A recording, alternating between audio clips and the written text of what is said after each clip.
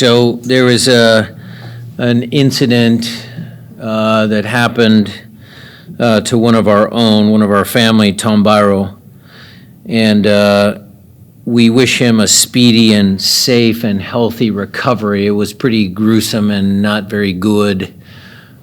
He's coming out of it. Tough times don't last. Tough people do. He's one of the tough guys.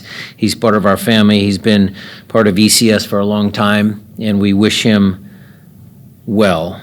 And I know he's going to be back, and Tom, specifically, keep fighting. You'll make it. Don't worry. You're a tough kid.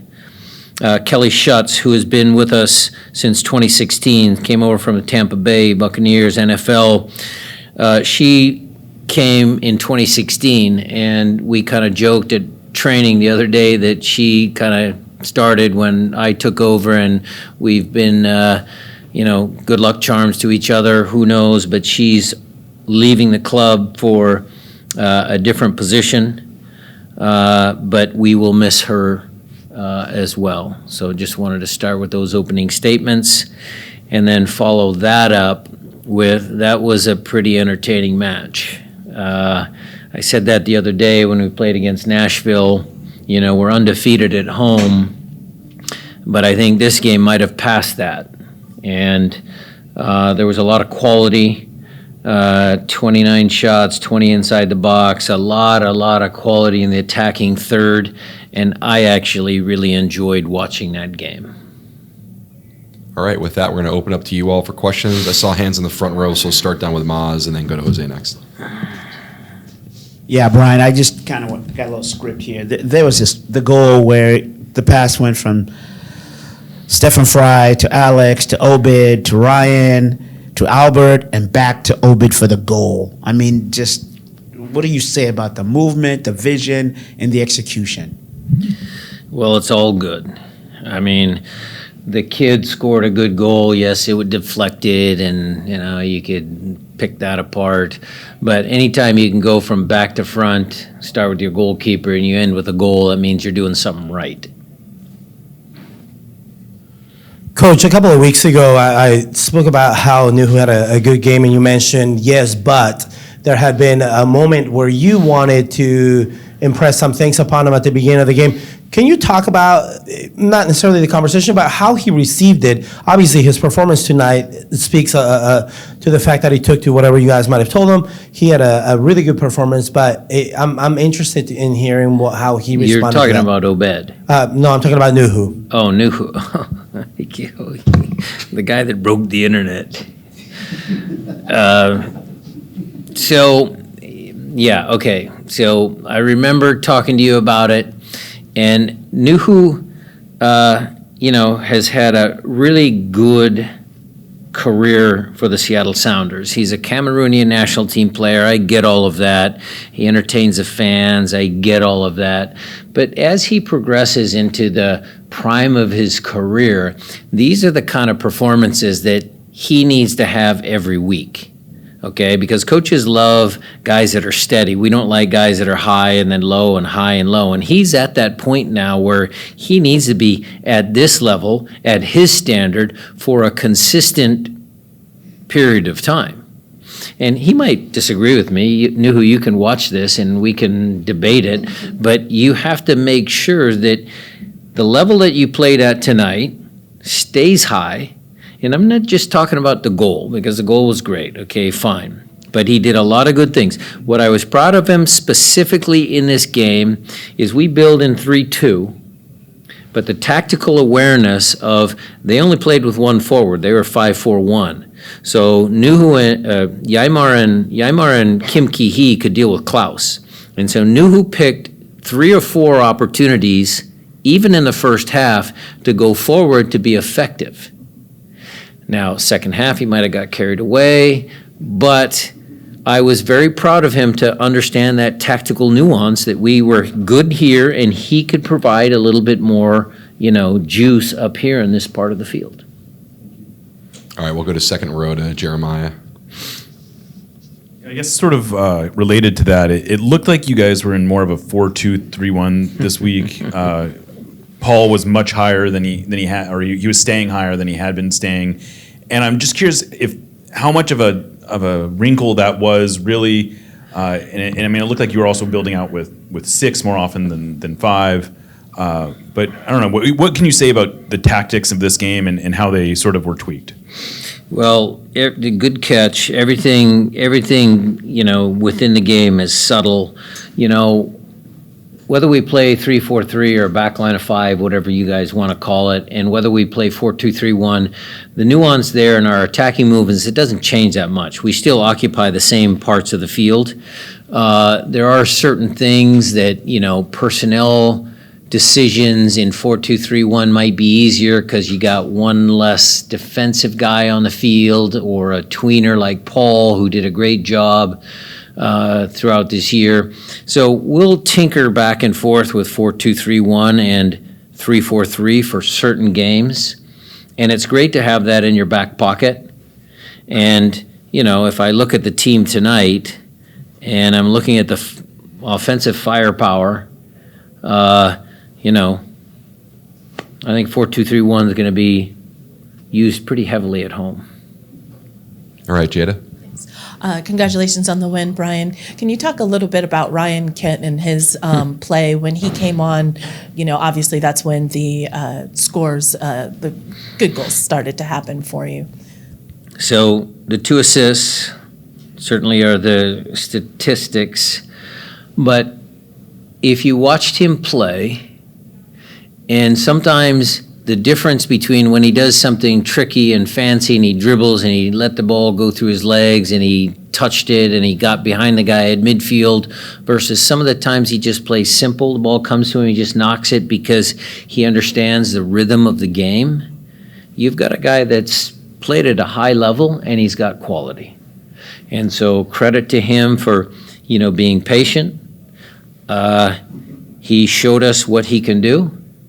And that is going to make my job intensely challenging because he's deserved of more minutes. So that'll be the trick. Yep, right here. Hey, Brian. Congratulations again on the win.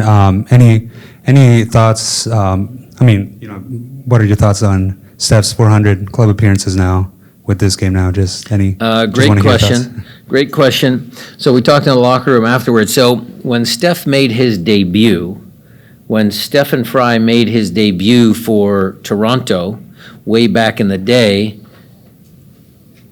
Dwayne De Rosario was playing for Toronto. And so now Steph is at 400, and guess what?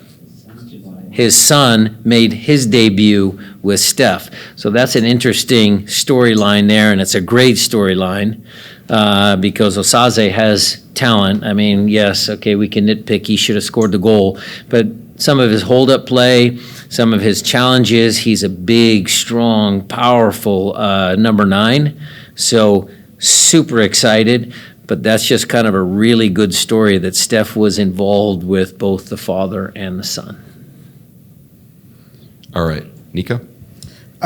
Brian, congratulations on the win. Concepts and formations can be one thing, but players got to perform. Musovski, 4th goal consecutive with the club. Just your take on that. And it seemed like Albert was really finding the ball, the space as well today. And the quick passing, I feel like it was something he did particularly well today. Just your take on his game. Well, Musovski was very good. Albert was good. Musovski, 4 goals in 4 games. I'm missing the third one, but Musovski just played himself into pretty refined air.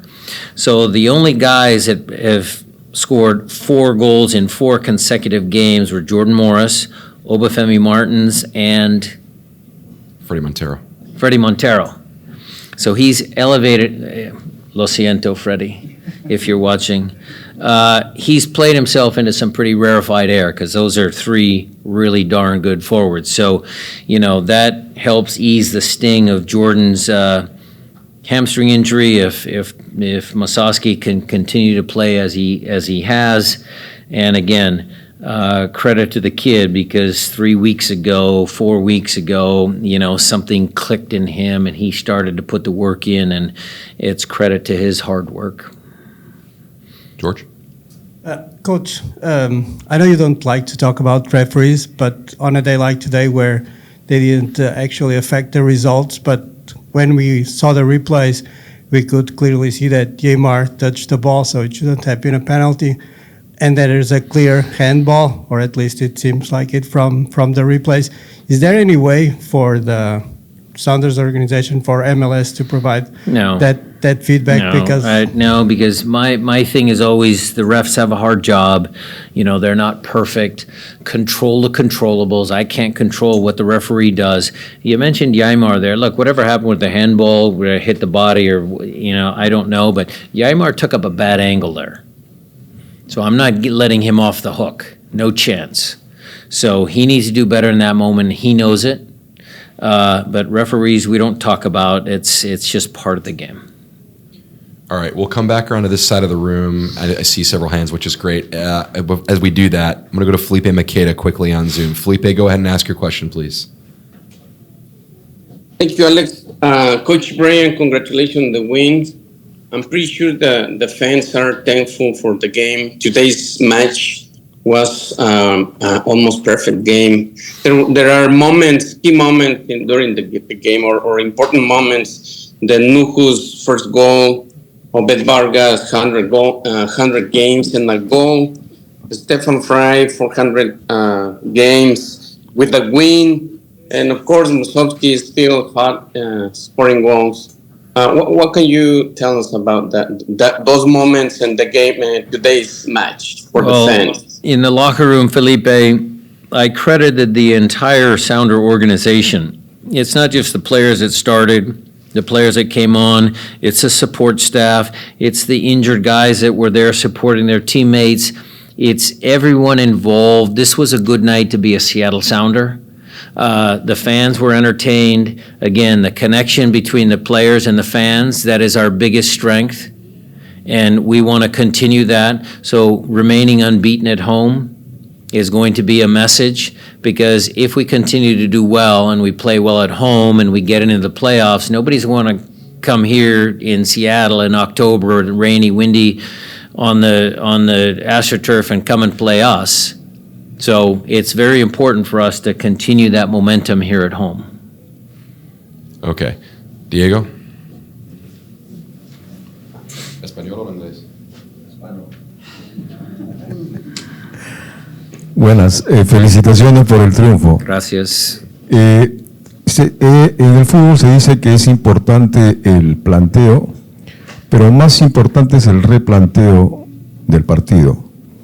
¿Qué aspectos tuvo en cuenta del primer tiempo para hacer los cambios y el replanteo en el segundo tiempo? Congrats on the win. On soccer, it is very important not just to have a strategy, but also to be able to change your strategy during the game. What are the changes on the strategy that you have in this game that allowed us to achieve the result that we achieved? I'm not so sure I changed any strategies at halftime. We wanted to refine or sharpen what we were already doing. I think the players that came off the bench did a good job. I think we were close in the first half to scoring a second goal. So the strategy at home is always to play on the front foot, press high when we can, try and force turnovers, good transition moments. I don't think any of that changed. It's just that the players executed in those moments and they rewarded themselves with a good game.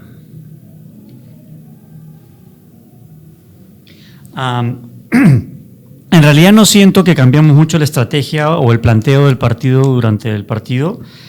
Sin embargo, es importante resaltar que los cambios que hicimos entraron bien en el partido.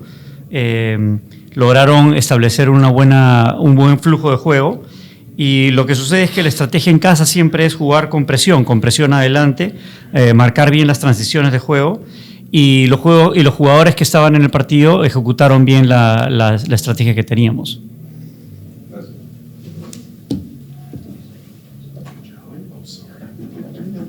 All right, we'll take a few more. I want to get everyone through to the locker room. We'll go right here. You've been waiting patiently. Thank you. Congratulations, Coach. Everybody's talking about, but I feel like somebody's forgetting about Rothrock. What a great game he did at the first half. And then coming in the second, were you thinking about, you had a strategy where you wanted to change him right away? Well, he was doing great. Is that something that you had planned before the game? Thank you. It was not planned before the game. Paul has done a tremendous job for us so far this year and last year as well. I think we missed him last year in the playoff series. That was not planned. He was on a yellow. He got dinged up in his shoulder, and there's competition.